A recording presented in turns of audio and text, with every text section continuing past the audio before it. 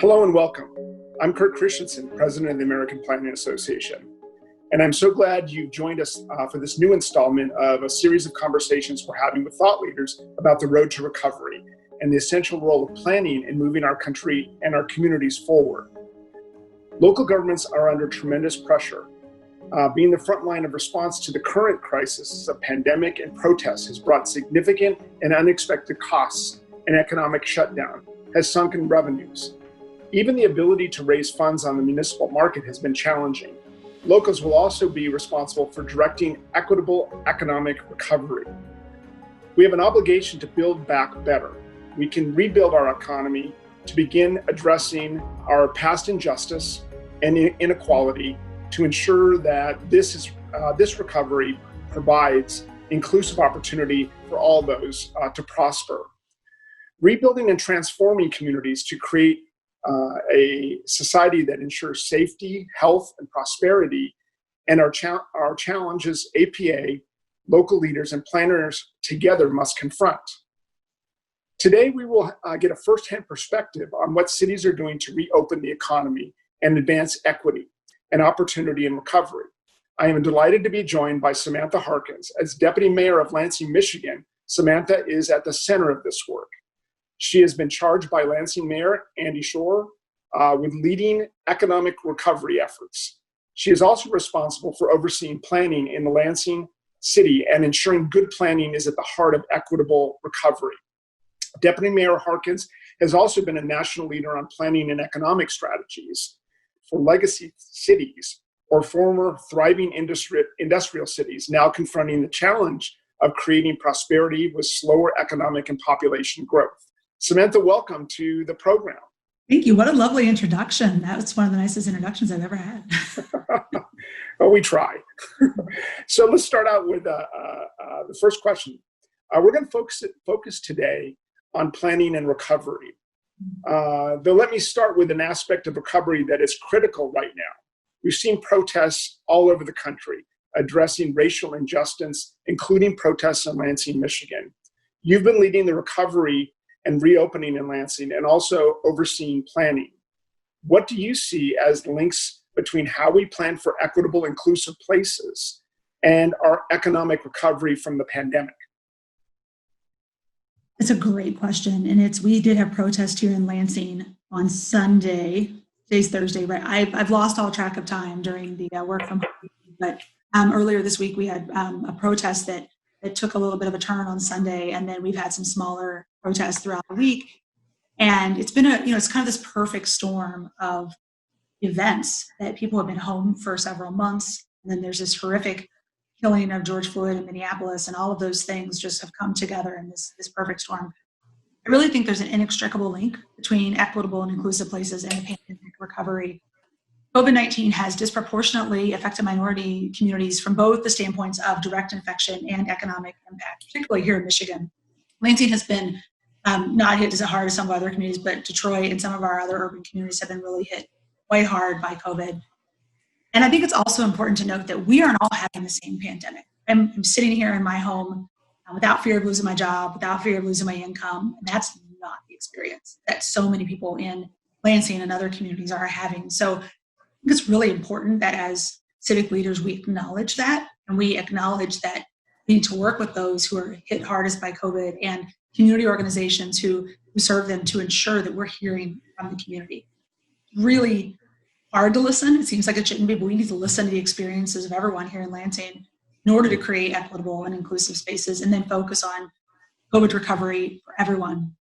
And I'll be honest with you, I don't have, and I saw this question, I don't have all the answers to the question, but I do know that we aren't going to come to solutions about equity and inclusivity in either our public spaces or in COVID recovery without listening. And that's hard to do when tensions are high. I think there's a propensity to possibly be a little defensive and to be, talking about the things that we've done. But, again, we have to be having these hard conversations and understand that in City Hall, we don't have all the answers. So the future of pandemic recovery and creating these spaces really requires us to just listen. Yeah, I know. I think as planners, we want to take action. We want to make things better. We try to make things better. But what we need to do right now, I think, is listen, like you said. Listening will help us understand better what is going on for the communities that we're serving. So let's talk more about recovery. APA has been calling for more federal support for local governments on the front lines of recovery, facing extraordinary economic circumstances. There are cities that potentially could go bankrupt because of the loss of revenue. How has your city been affected economically and socially? And give us some sense of the scope of the city's needs and situation.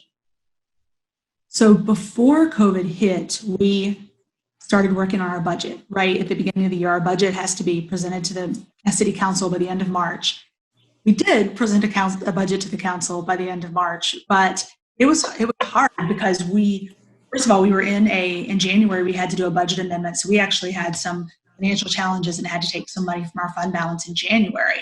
And so already having financial challenges and then having COVID hit, we know we are facing a significant financial impact from COVID. But right now, we're not quite sure exactly how much that hit is going to be. Also, I didn't say this, thank you, APA, for calling for more federal support, because that's critical. And we don't have the resources to do that on our own. So thank you for that.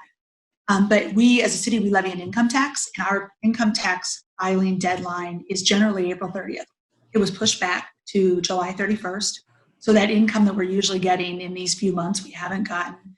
We were able to get a tax anticipation loan to help us smooth over those ensuing months, but we really don't know what the impact's going to be on our income tax. Currently, we brought in less than half of what we usually do.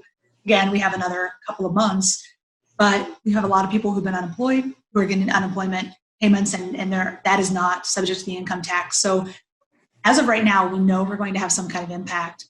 We are weirdly in this, given the tax anticipation note, in a holding pattern, but we're actually doing, from a cash flow perspective, okay. But I think as we go into the fall and we understand the impact of this, we're really going to need federal support, and we're not going to be able to. We and a lot of communities are not going to be able to get out of this on our own. Yeah, I totally agree with that. And originally coming from California, where the cities rely on property tax and people rely on sales tax and gas tax, that where people aren't driving or people aren't spending as much, really impacts how a local government is going to be able to move forward. So I think it's interesting and perhaps telling that planning and recovery are both in your portfolio. Was it a conscious decision to connect those things? And how are planners in Lansing leading recovery? What's the unique value of planning in Lansing's approach to comprehensive recovery? So I will say, in my job description, I'm kind of the jack of all trades. I'm not officially a planner, but I like to pretend to be one, because planners— We'll take you. Yeah, well, thank you. I'm an honor planner because I love planning, but all the department directors report to me. So when we started talking about recovery, it really made sense that, planning is under me, and recovery made sense as well. Next, when we started our recovery team, one of the things we started talking about, what does Lansing look like post COVID-19? And I said, I don't want to talk about recovery. I want to talk about reinvention. Let's not use the word recovery. Let's use the word reinvention. So our webpage that we're putting together is Reinvent Lansing.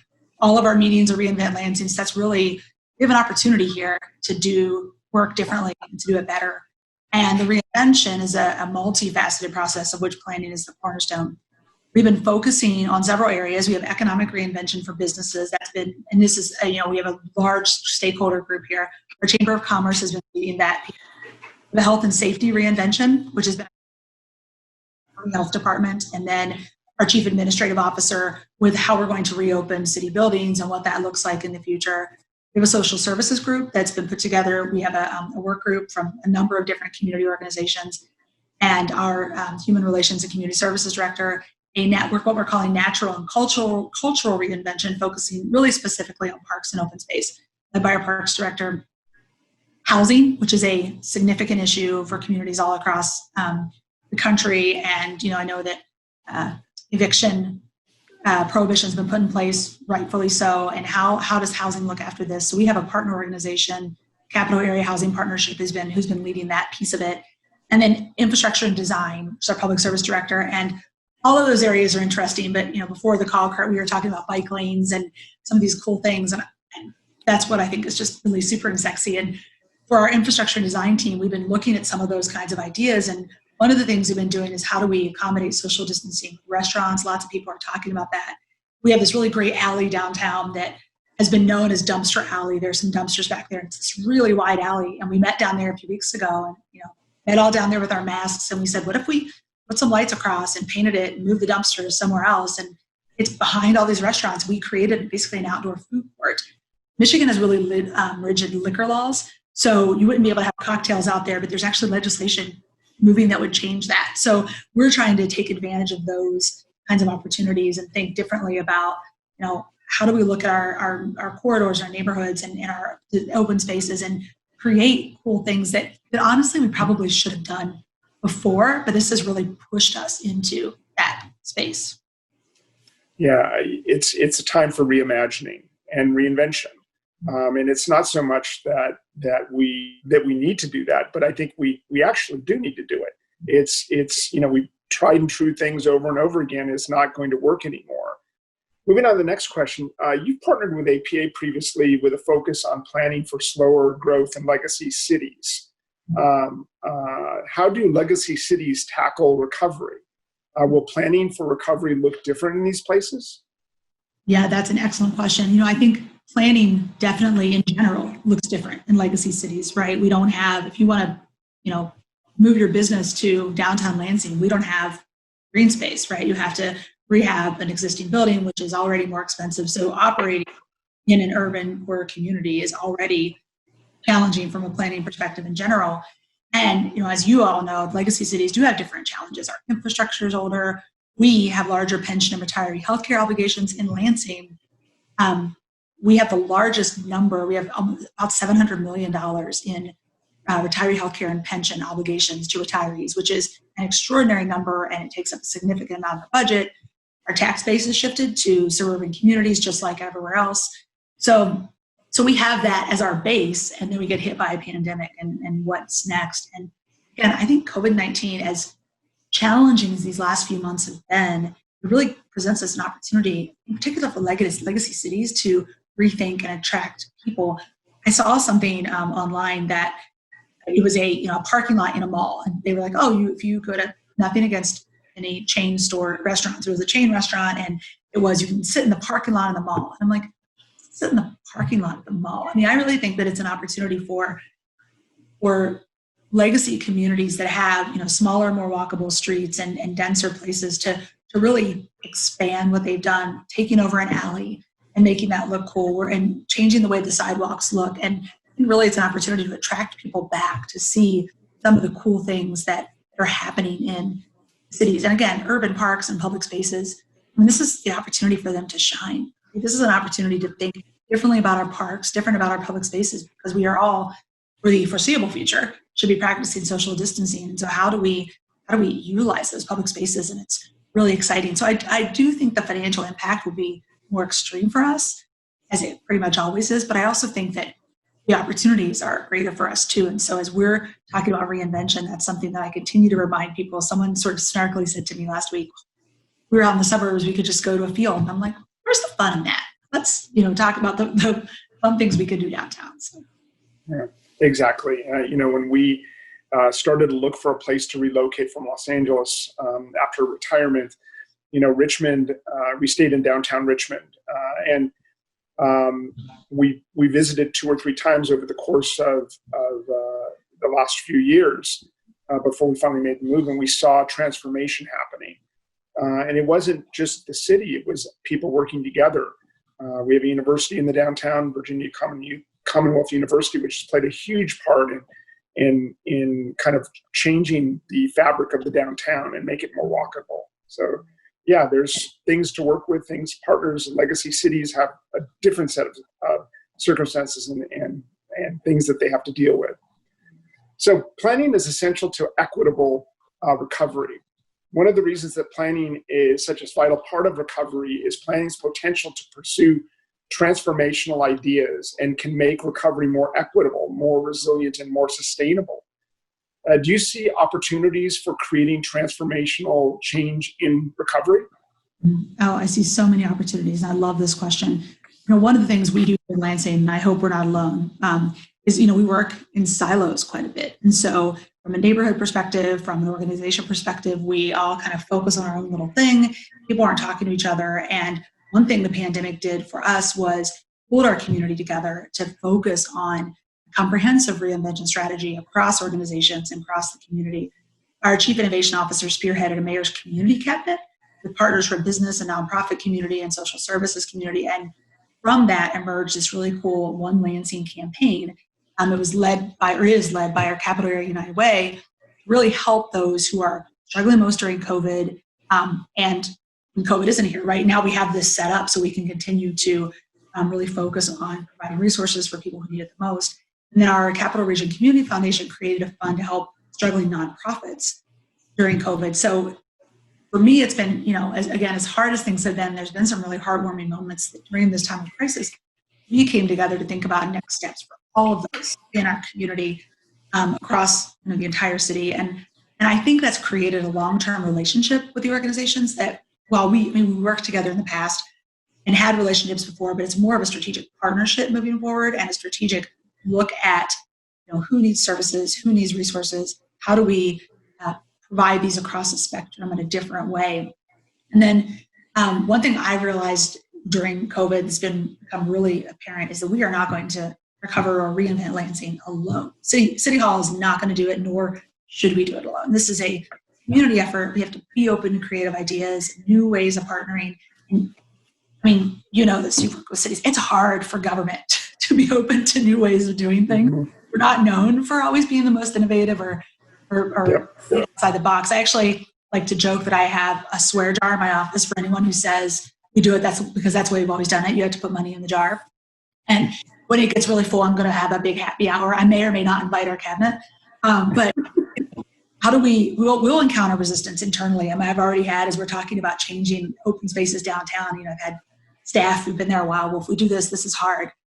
No, let's think differently. And also, again, listen to what the community wants too, and don't just try to drive change based on what we think they want. Listen to our business owners, our neighbors, and be the catalyst to help change the way things have always been done. It's kind of interesting of all of these things going on and how we deal with things. The city of Richmond's been working on their comprehensive plan update, and it dropped this week. And there's a whole series of webinars and town hall meetings on a variety of topics. So it's going to be interesting to see how this community then feeds back to what has been being worked on for the last couple of years, and see the kind of input we're going to get, because I think we're going to get different input than I think they would have gotten if we wouldn't have been going through a pandemic and we wouldn't have been going through the civil unrest that we've been going through. So it's going to be interesting times.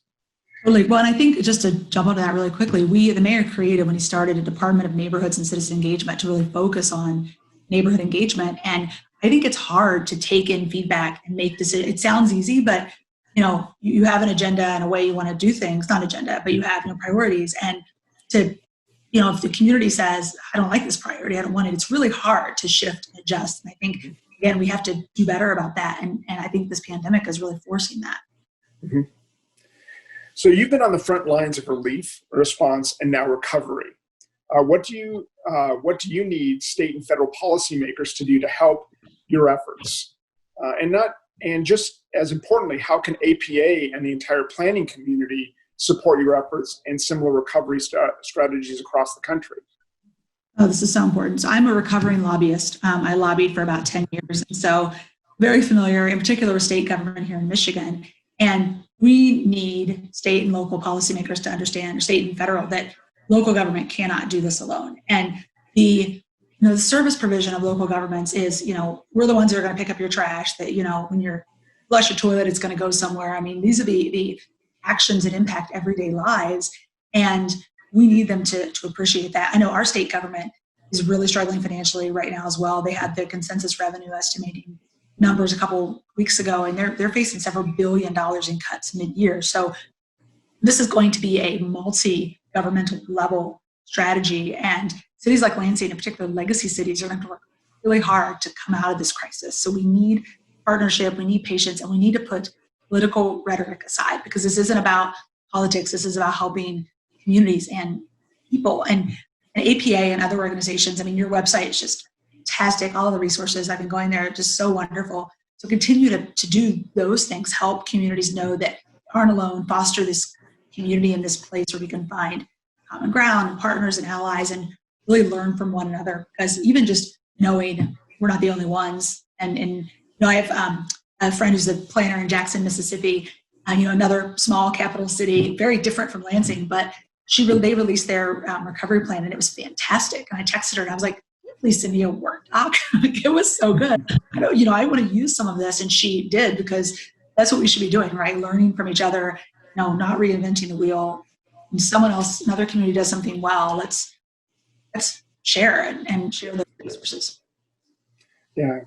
I love Jackson, Mississippi, and they're doing some really wonderful things there. So I'd be interested in seeing that recovery plan as well. I'll send it to you. It's fantastic. That would be great. Yeah. So I want to thank you for your insights, Samantha, and I appreciate you taking the time to be with us today and sharing some of what's happening in Lansing. I think that there are important lessons for communities all across the country. Planning is essential in creating the equitable recovery we all need. And thanks to all of you for joining us in this conversation. APA is your resource for navigating the road to recovery. You can access our other conversations with thought leaders and relevant resources at planning.org. I hope you'll join me for future conversations in this series, and we will continue to explore how planning can drive a just and equitable recovery and the essential role of planning in rebuilding inclusive economic opportunity and prosperity. I encourage you to get involved with APA as an advocate in our advocacy network and leaders in creating great communities for all. Thanks again, Samantha. Thank you for having me.